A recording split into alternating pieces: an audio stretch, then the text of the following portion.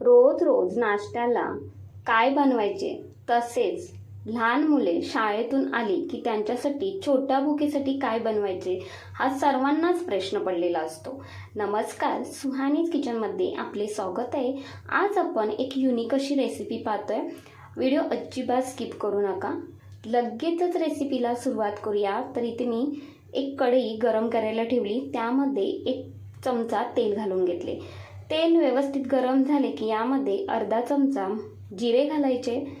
2 हिरवी मिरची बारीक कट करून घेतली, ती यामध्ये घालून घ्यायची.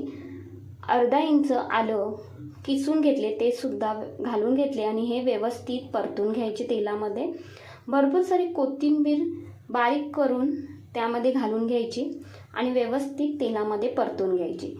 त्यानंतर यामध्ये आपल्याला घालायचे आहे पाणी. तर पाणी किती घालायचे, तर 1 वाटी पाणी घालून घेतले. पाणी घातल्यानंतर पाण्याला व्यवस्थित एक उकळी काढून घ्यायची आहे.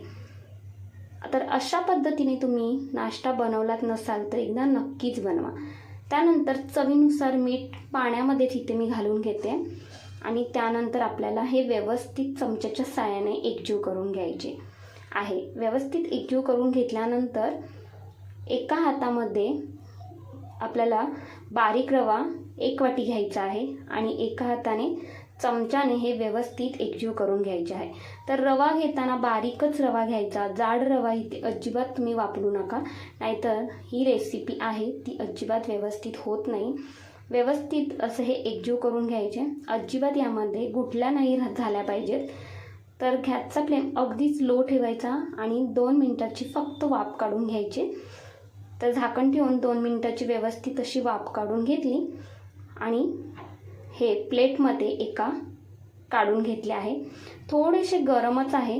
गरम असतानाच आपल्याला हे व्यवस्थित असे हातानेच मळून घ्यायचं आहे. तर इथे पाहताय तुम्ही थोडेसे थंड झालं आहे, अगदीच गरम नाही आहे. तर व्यवस्थित अशा हाताने हे गोळा होत आहे याचा, म्हणजे पाण्याचे प्रमाणसुद्धा व्यवस्थित असे पडलेले आहे आपले. तर 1 वाटी रवा 1 वाटी पाणी हे योग्य प्रमाण आहे. तर आता उकळलेला 1 बटाटा यामध्ये घालून घेतला. एकाऐवजी तुम्ही 2 बटाटे जरी यामध्ये घातलात तरीसुद्धा चालेल. आणि हे हातानेच बटाटा आहे तो व्यवस्थित असा मॅश करायचा आणि व्यवस्थित एकजीव करून घ्यायचा रव्यामध्ये. तर इथे आपण जसे कणिक मळतो त्या पद्धतीने हे व्यवस्थित असे मळून घ्यायचे. आता हे मळून घेतल्यानंतर याचे आपल्याला छोटे छोटे अशा पद्धतीने गोळे तयार करून घ्यायचे आहेत. तुम्ही कोणताही आकार याला देऊ शकता. तर इथे मी असं गोल आकार देत आहे. चवीला म्हणाल तर जबरदस्त आणि मस्त असा क्रिस्पी हा नाश्ता तयार होतो. तर अशाच पद्धतीने इथे मी सर्वच हे गोळे तयार करून घेते. व्यवस्थित असे हे तयार करून घेतले. आता लगेचच आपण हे तळून घेणार आहोत.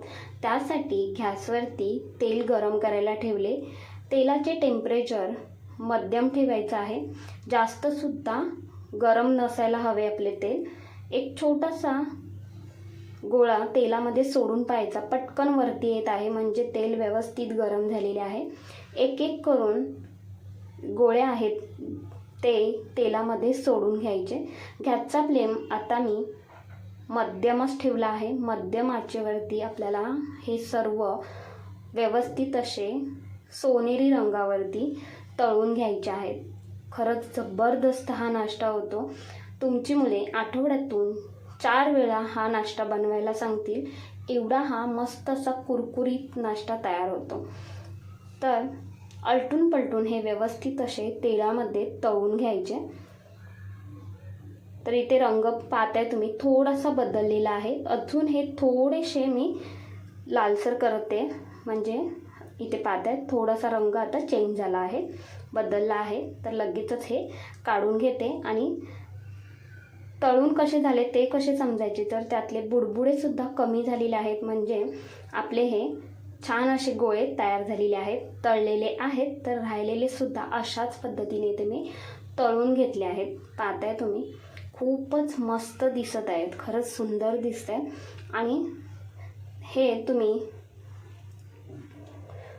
हिरव्या चटणीसोबत खाऊ शकता किंवा तुम्ही केचपसोबत, तसेच शेजवान चटणीसोबत म्हणाल तर एक नंबर लागतात बरं का. एकदा तुम्ही नक्कीच हे ट्राय करून पहा. तर तुम्ही या रेसिपीला कोणते नाव द्याल ते सुद्धा मला कमेंट्समध्ये नक्कीच कळवा. तर मस्त असे आतमधून मऊ आणि बाहेरून क्रिस्पी असे हे तयार झालेले आहेत. तर तुम्हाला ही रेसिपी कशी वाटली ते मला कमेंट्समध्ये नक्कीच कळवा. थोडी जरी आवडली असेल ना तर एक लाईक, शेअर, हाईप तसेच सुहानीज किचनला सबस्क्राईब करायला अजिबात विसरू नका. धन्यवाद.